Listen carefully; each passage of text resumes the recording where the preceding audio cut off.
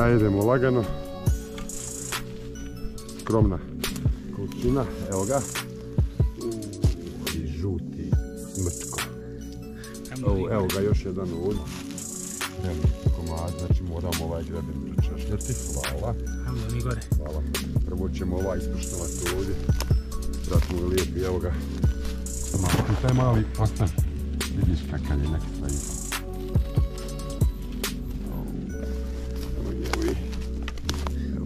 Pozorno ga tamo što ga nešto pojelo. Vidio ne. Eto kako lijepo ima se može vidjeti. Sve možeš vidjeti, ne moraš ništa raditi.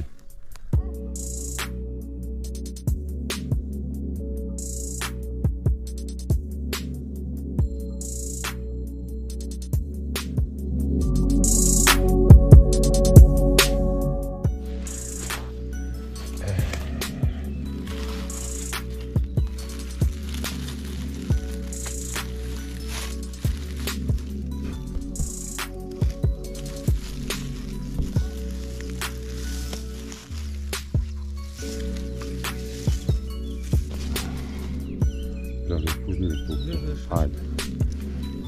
Gdje ti je nož?